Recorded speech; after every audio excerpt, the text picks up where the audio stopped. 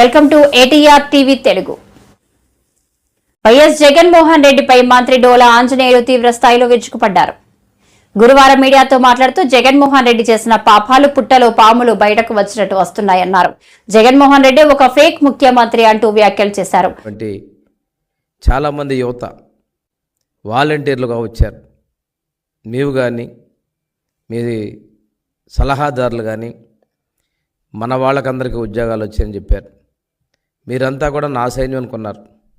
కానీ తీరా చూస్తే నీ ఫేక్ ప్రచారం. వాళ్ళకి 2023 ఆగస్టు నుంచి వాళ్ళు సాంకేతికంగా కావచ్చు ఎక్కడ కూడా ఉద్యోగాలు లేరు. 2023 ఆగస్టు నుంచి వాళ్ళ ఉద్యోగాల్ని రెన్యువల్ చేయలేకపోయారు. మేము రెన్యువల్ చేద్దాము వాళ్ళని, కానీ చూస్తే నిన్న క్యాబినెట్ ముందు ఫైల్ వస్తే నీ డొల్లతనం బయటకు వచ్చింది. ఫేక్ ముఖ్యమంత్రి, ఫేక్ ప్రచారాలు, ఫేక్ ఆరంభాలకి, ఫేక్ పరిపాలనకి ఇది ప్రత్యక్ష సాక్ష్యం. నువ్వు 2,50,000 మందిని నియమించుకున్నావు. ఉద్యోగాలు లేని వాళ్ళని ఒక మోసపు మాటలతోటి రాజీనామాలు డ్రామాలు పెట్టావు. నేను వస్తే మీకు ఇంకా మంచి చేస్తాను, మరింత ఉద్యోగాలు చూపిస్తానని చెప్పేసి తప్పుడు ప్రచారాలు, తప్పుడు మాటలు చేసావు. ఈరోజు చూసుకున్నట్టయితే వాళ్ళ జీవితాలు అగమ్య గోచరంలో పడేసావు. నువ్వు ఈరోజు మేము చేయడానికి కూడా అవకాశాలు లేకుండా చేసినటువంటి ఇది నువ్వు చేసినటువంటి వల్ల వాళ్ళు అనుభవిస్తూ ఉన్నారు. ఇక్కడ ఇంకొక విషయం చూసుకున్నట్టయితే సలహాదారుల పదవులు ముగిసేలోపే వాళ్ళని ఇమీడియట్గా వాళ్ళ రెన్యువల్ చేసిన వ్యక్తి నువ్వు. నీ తప్పుడు సలహాలు ఇచ్చే వ్యక్తులకి నీ ఆశ్రిత పక్షపాతం చూయించుకున్నావు. కానీ నువ్వు వాళ్ళు స్వచ్ఛందంగా చేస్తున్నటువంటి సహాయకులుగా ఉన్నారు, వాలంటీర్లు అన్నావు. వాళ్ళ జీవితాలతో ఇన్ని లక్షల మంది జీవితాలతో చెలగమాటకు నీకు సిగ్గు అనిపించలేదు. కానీ ప్రజలు నీకు బుద్ధి చెప్పారనే విషయాన్ని నువ్వు ఇక్కడ గమనించుకోవాలి. ఇంకొక విషయం చేసుకుంటే ఆ సలహాదారులు కూడా ఎలాంటి వాళ్ళని నియమించావు?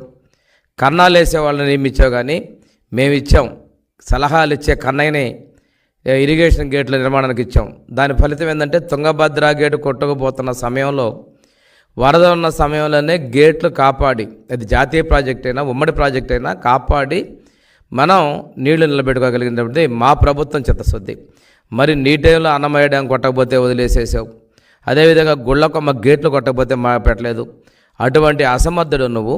వీటి పెట్టడానికి డబ్బులు లేవు, కానీ నీ సాక్షి పత్రిక మాత్రం డబ్బులు చెల్లించుకున్నావు. ఇందులో ప్రజాధనాన్ని ఎంత దుర్వినియోగం చేసాం అర్థమవుతోంది.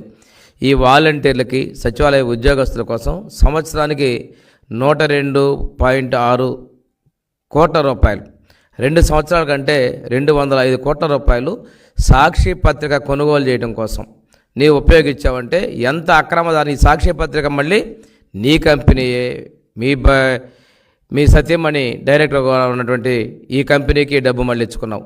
ఇంతేకాకుండా పత్రికా ప్రకటనలు ప్రభుత్వాన్ని చేసుకోవడం తాను ప్రభుత్వ పథకాలను ప్రమాణం చేసుకోకుండా మా ప్రభుత్వాన్ని, మా పార్టీని నిందలు వేసే విధంగా చేసుకుంటూ దానికి ఉపయోగించావు. 440 కోట్లు నీ పత్రిక ఇచ్చుకుంటే మిగిలిన పత్రికలు అన్నీ కలిపి 400 కోట్లు ఇచ్చావు. అంటే ఇక్కడ ఎంత పక్షపాత ధోరణి. సాక్షి పత్రికకి చాలా మీడియాకి నువ్వు ఇచ్చింది వాలంటీర్ల ద్వారా కావచ్చు, ప్రకటనల ద్వారా కావచ్చు, సుమారుగా 650 కోట్ల రూపాయలు ప్రజాధనాన్ని దుర్వినియోగం చేసింది వాస్తవం కాదని అడుగుతా ఉన్నా.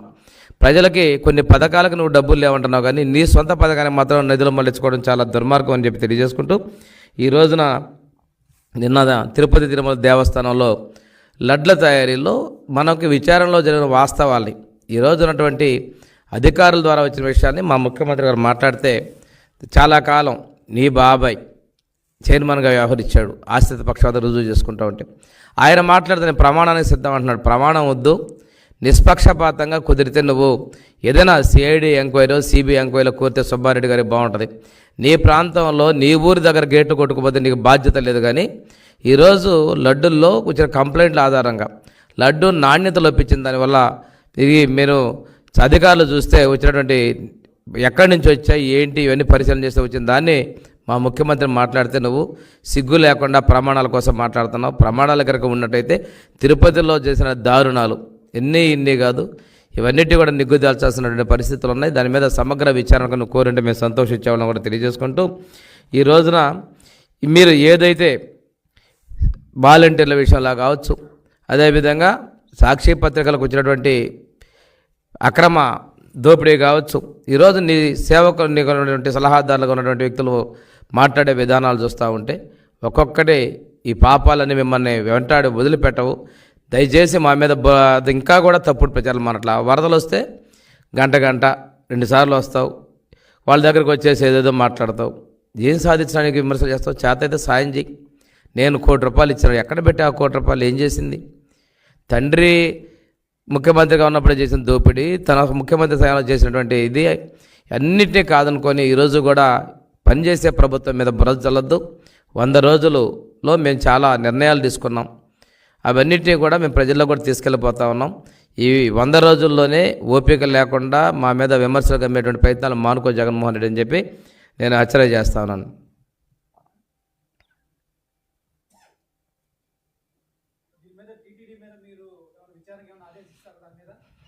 తప్పకుండా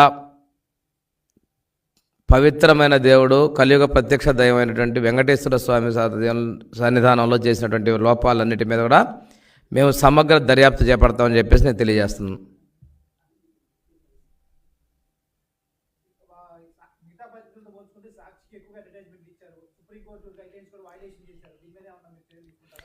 నిన్ననే క్యాబినెట్లో ఈ విలేకరులకి, మనకి వాలంటీర్లకి, సచివాలయ ఉద్యోగస్తులకి ఇచ్చారు.